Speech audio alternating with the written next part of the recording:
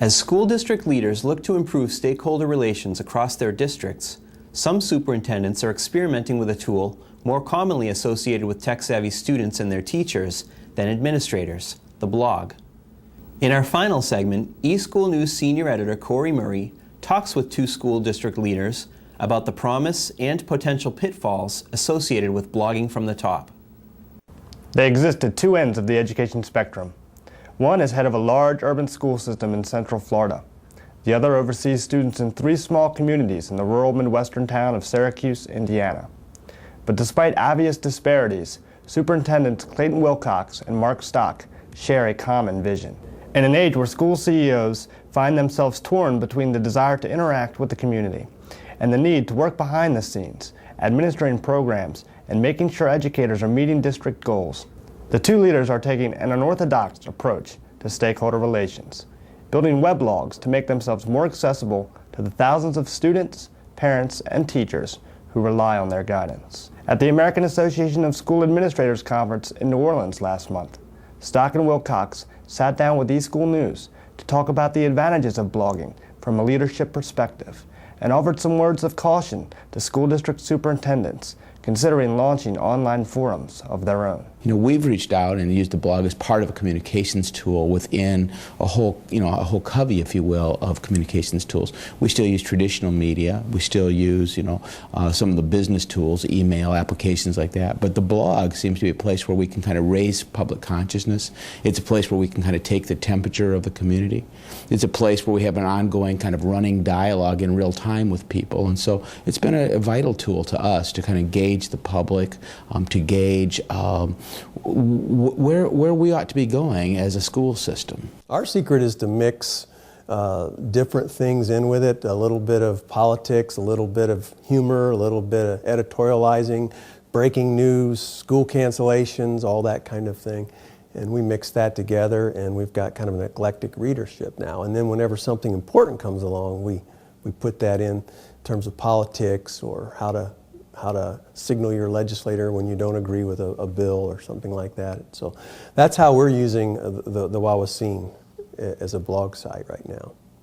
Though email, take-home newsletters, and other more traditional forms of communication still are effective, they say, blogs represent an entirely different way of communicating with stakeholders. What we're starting to do is we've got a local person who's running a site called wawaseetv.com, and he does a lot of filming, a lot of activities of events, and then we link to him, and he has all those uploaded. People can download games they missed, they can, ceremonies, speeches of students, they can download those in pieces. And what I've done is just like a good blogger, link to his content. So blogging is a lot about linking, not necessarily creating. And I think that's a key distinction for superintendents in particular to understand is they don't have to be technology experts. They have to know how technology works and hire the people that have the technical expertise to make it work. So other things we do, I'll upload pictures and charts and graphs that explain some phenomenon or trend in the district, and then I'll link to it. My next thing, which I haven't started doing yet, is audio blogging and putting actual sound clips of an explanation I would make auditorily and do that. I haven't done the podcasting piece yet, but that's next.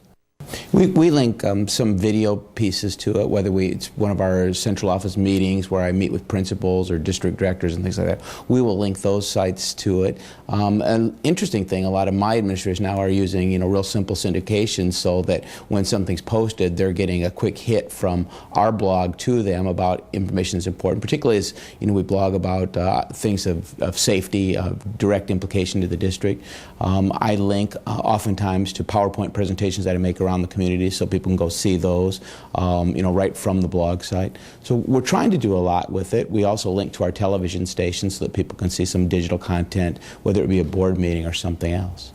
Despite the relative power of blogs, Wilcox and Stock say, the technology does present a host of potential problems that administrators, school board members, and others must consider seriously before embarking on projects of their own. And in our district, you know, that's probably been the demise and rise of my blog several times, because in the early days we really had the wild, wild west. We let people post anonymously to the blog site.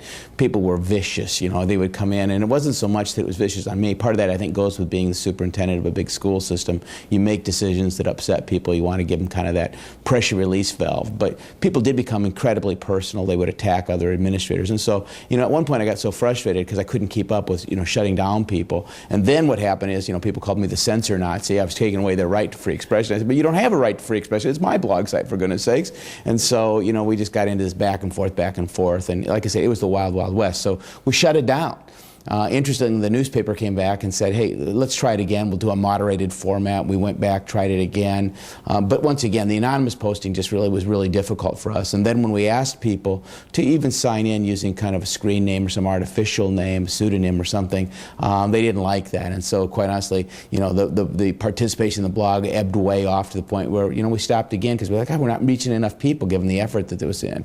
And so now we've once again morphed the format a little differently. So, you know, this is the third iteration for me in the blogging.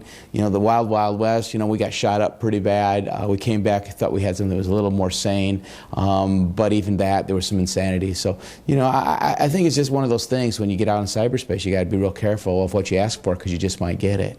For eSchool News, this is Corey Murray. That's it for this edition of Tech Watch. Join us next month for more EdTech news from around the nation. For eSchool News, I'm Dennis Pierce.